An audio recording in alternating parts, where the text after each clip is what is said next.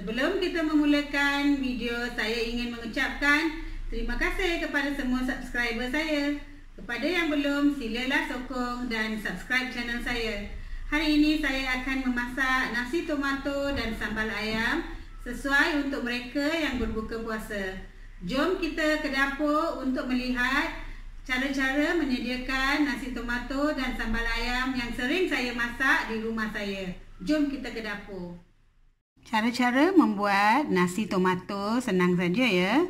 Saya menggunakan beras Faiza basmati dalam 5 cawan dan saya akan basuh beras tu dulu.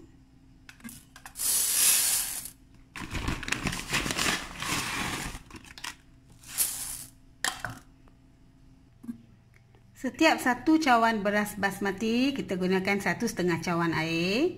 Saya masukkan dulu 5 cawan air. Saya biar dia dalam 10 minit ya.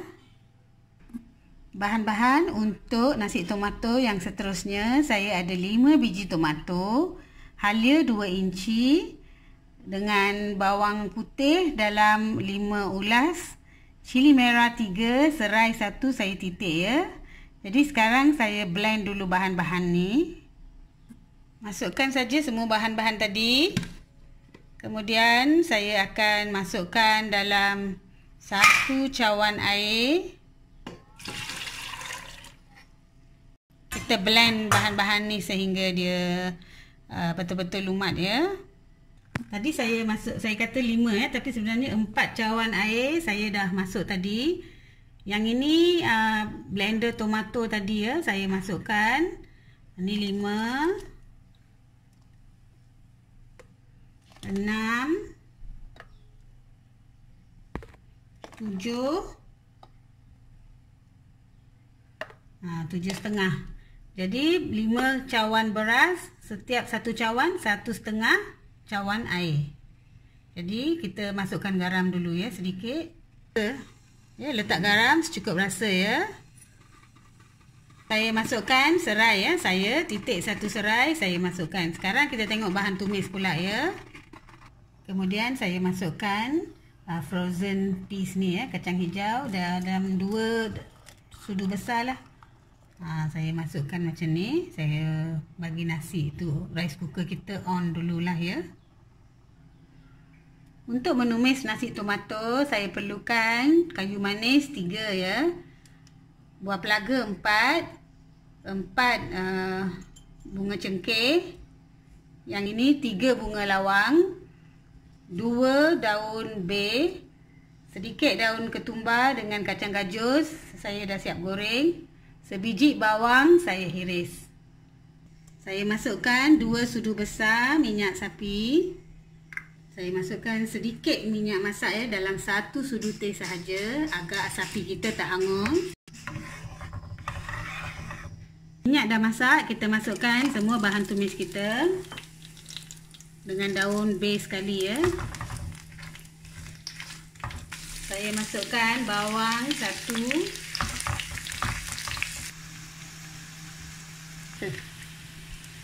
Okey, nampak ya bawang kita dah garing ya. Jadi sekarang kita tutup api, kita tuang dekat rice cooker ya, dalam nasi tomato yang tengah masak tu. Nampak ya nasi tomato tengah masak lagi. Jadi saya tuanglah bahan yang saya tumis tadi.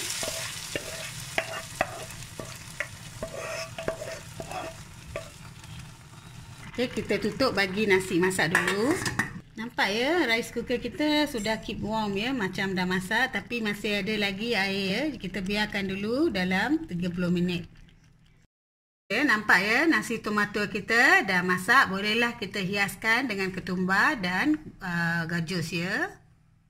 Okey, sekarang saya dah transferlah, pindahkan nasi tomato dari rice cooker ke 1 periuk yang besar. Sebab kalau saya biarkan dalam rice cooker, dia berkerak bawah dia ya. Jadi sekarang bolehlah kita taburkan sedikit daun ketumbar dan sedikit buah gajus. Nasi tomato kita siap untuk dihidangkan. Cili paste bagi sambal ayam kita, saya dah rebus dalam 40 tangkai cili kering, 2 tomato, bawang besar ada dalam 4, halia 1 inci 2, 5 ulas bawang putih. Kita blend semua menjadi satu cili paste ya. Saya masukkan cili. Saya masukkan setengah cawan air rebusan tadi.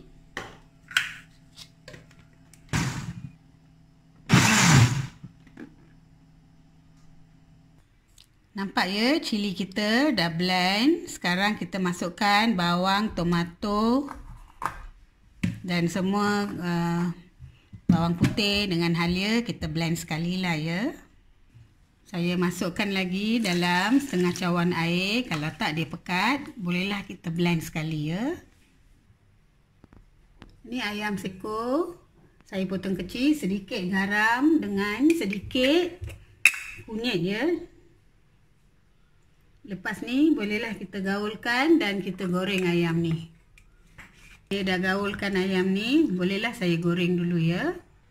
Panaskan minyak dalam kuali. Kemudian kita goreng ayam tadi ya. Ini dia sambal kilbo yang telah kita giling. Ya, nampak ya, dia dah grind betul-betul ya. Jangan sampai berbiji-biji ya, kena smooth macam tu. Okay, kita goreng ayam sampai ayam tu masak lah ya. Tapi jangan garing sangat lah ya. Cukup masak kita ambil keluar ya. Okey, ayam kita dah masak, kita boleh keluarkan. Nanti minyak yang sama kita tumis cili ya. Yang sama saya masukkan 2 batang kayu manis, pelaga 2 jintan, 2 lawang dengan cengkeh 2 ya. Saya masukkan. Saya masukkan cili bo tadi ya. Kita tumis sampai dia pecah minyak.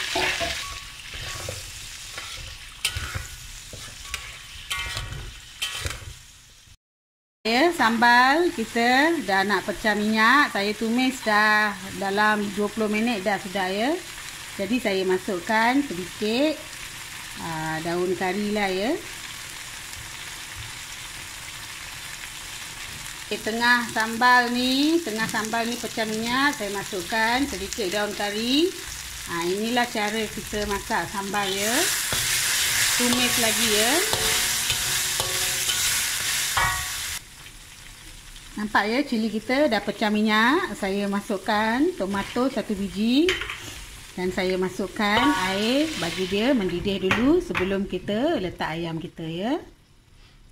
Saya masukkan garam secukup rasa. Sedikit gula ya, dalam setengah sudu teh.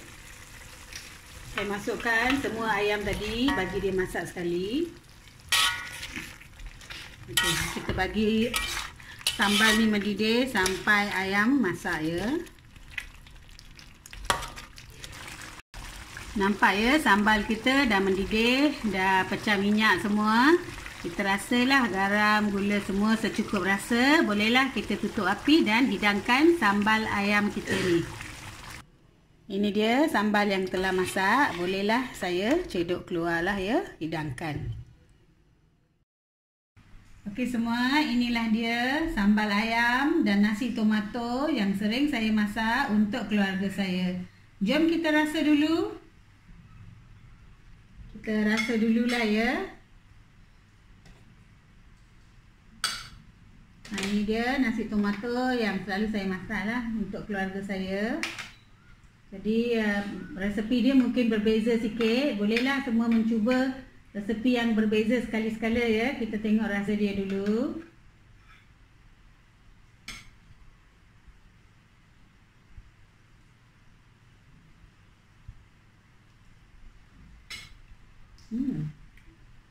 Memang sedap ya, nasi tomato dengan sambal ayam. Memang satu kombinasi yang bagus. Bolehlah kita cuba di rumah kita. Jadi sehingga kita berjumpa lagi di video yang seterusnya, saya ucapkan terima kasih. Nandri, vanakkam.